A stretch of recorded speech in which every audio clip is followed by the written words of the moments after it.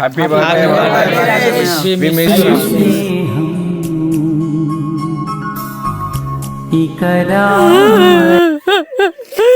నా కొడుకుంటే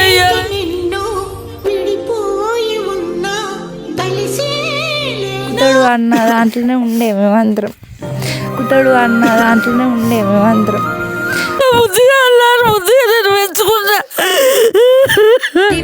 చూడు ఎలా తల్లడిల్లిపోయానయ్యా, కళ్ళు మూసి ఎటో అన్నయ్య ఏంది చనిపోకటి ఏందని ఒకటి నా అన్నయ్య. కాకపోతే ఈరోజు మా మధ్యలో లేడు. అదే లాస్ట్ గంగ స్నానం. ఈరోజు మా రాకేష్ అన్నయ్య బర్త్డే.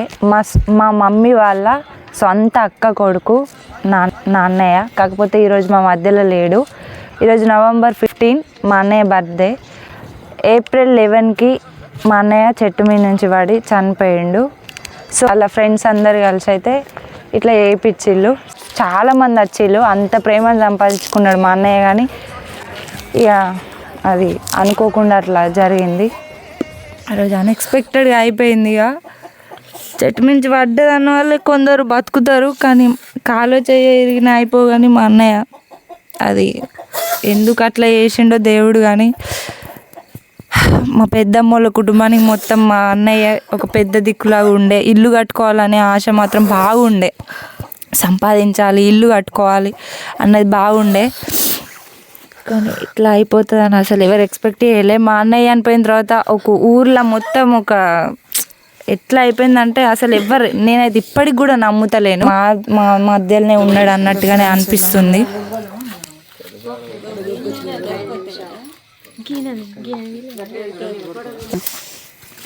ఎంతో ఘనంగా జరుపుకున్నాము. ఇవాళ లేడన్న బాధకరం మా మనసును వెంటాడుతాను.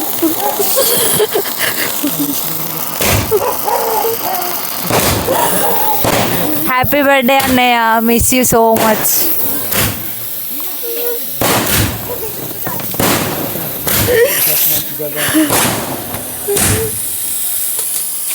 ఇదే సెలబ్రేషన్ మా అన్నయ్య ఉంటే ఇంకెంత ఫుల్ హ్యాపీ ఫీల్ అవుతుంది.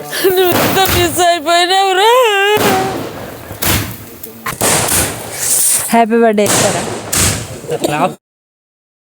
పరగా భయపడుతుంది. మా అన్నయ్య చెట్టు మించి కింద పడ్డాడు అని చెప్పిళ్ళు. కాకపోతే బతుకుతాడు అన్న దాంట్లోనే ఉండే మేమందరం. కాకపోతే అనిపోయి నేను హాస్టల్లో ఉండే. గ్రూప్లో మెసేజ్ చూసిన తర్వాత నేను ఒకటేసారి షాక్ అయినా. ఏంది ఎవరు పెట్టిలు అసలు మా అన్నయ్యనా అన్న షాక్లో ఉండే నేను. ఆ రోజు నేను దేవుళ్ళకి ఎన్ని దేవుళ్ళకి మొక్కున్నానో దేవునికే తెలియాలి, బతకాలని మా అమ్మ ఫోన్ చేసి నువ్వు అన్నం తిన్నావా లేదా, ఏం కదా అన్నయ్యకి బతుకుతాడు ఏం కదా అని అన్నది. అది మాతోటి నేను పడుకున్నా నైటు. కానీ ఎందుకో 6కే తెలియబడ్డది నాకు. నేను హాస్టల్ ఉండే గోదావరిఖాన్లో. 6కే తెలియబడ్డది. చూసేసరికి మిస్ యూ మామ, మిస్ యూ బావా అని పెడుతున్నారు అందరూ. అరే మా అన్నయ్య ఏంది చనిపోకటి ఏందని ఒకటేసారి మొత్తుకున్నా నేను. మా ఫ్రెండ్స్ అందరూ నన్ను మగ్గేయడానికి ట్రై చేస్తున్నారని నేను అంత ఘోరం ఎవరి కోసం ఏడవలేదు. హాస్టల్ నుంచే వచ్చిన కొడుకు ఏటికి 7 నెలల 4 రోజులు అడిగి సరిపోయిన కొడుకు తిని ఇది 31 బర్త్డే. నా కొడుకుంటే ఇవ్వాలని మా మధ్యలో ఎంత బుద్ధిగా అన్నారు, బుద్ధిగా నేను పెంచుకున్నా. ఎంతో కష్టపడి పెంచుకున్నా. నేను కైకిన కూలి పోయి పెంచుకున్నా. కానీ నాకు ఇవ్వాలి నా కొడుకు కడుపు కోసం పెట్టి వెళ్ళిపోయాడు. నాకు కంటి సోగం మిగిలిచ్చిండు. నేను ఎంతో మిస్ అయ్యి నా కొడుకు నాకు అన్నం పెట్టి నన్ను మోసిస్తాను అనుకుంటే నా కొడుకు కర్మ చేసి గతి నాకు. వాళ్ళ ఫ్రెండ్స్ అయితే ఒక షాకులు ఉండిపోయినారు. మా అన్నయ్య వాళ్ళ మధ్యలో లేడు అన్నది. వాళ్ళు శివరాత్రికి వెళ్ళినప్పుడు అంట ఇట్లా గంగలో ఆడుకోవడం అది చేసి ఆ వీడియోలు అన్నీ చూసి వాళ్ళు ఎంత ఏడ్చిల్లు అంటే కోపం వస్తుంది దేవుడి పైన, ఎందుకు మనుషులకి ఇట్లా చేస్తాడనేది. మా ఫ్యామిలీలో ఇట్లా జరిగేసరికి నేనైతే తట్టుకోలేకపోయినాం అసలు. ఈ బర్త్డే అని ఏదైనా చేద్దాం గ్రాండ్గా అనుకున్నాం, ఆలోపే ఇలా జరిగిపోయింది. ఎవరం అనుకోలే ఇట్లా జరుగుతుందని. సడన్గా చెట్టు మించి కింద పడిపోయిండు అని అనుకుంటే లైట్గా నార్మల్గా మళ్ళీ తిరిగి వస్తాడు కావచ్చు అనుకున్నాం, కానీ అంటే వెళ్ళిపోతాడు అనుకోలే. 2, 12 ఏ టైం అయినా ఇక టైం అనేది తెలియబో మాకు ఆయనతో ఉంటే.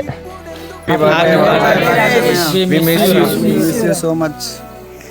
అక్కడ సార్లకు ఫోన్ చేసి చెప్పిండు, మేము వెళ్ళి జాయిన్ అయ్యి వచ్చేసినాం.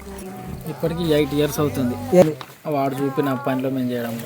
ఇప్పుడు మేలు జరుగుతుంది, కూడా కంటిన్యూ చేస్తున్నాం. ఇంకా కంటిన్యూ చేస్తున్నాం. ఏదైనా ఆలోచన లేదు, అనిపించలేదు. నేనైతే ప్రతి సంవత్సరం రాఖీ అన్నయ్య ఘటన కట్టకుండా మా రాకేష్ అన్నయ్య కట్టేదాన్ని. నా వల్లనైతే అస్సలు కాలేదు అన్నయ్య చనిపోయిందంటే, కానీ ఈ సంవత్సరం కట్టలేదు. ఇక నేను ఇక గట్ట అయిపోయింది.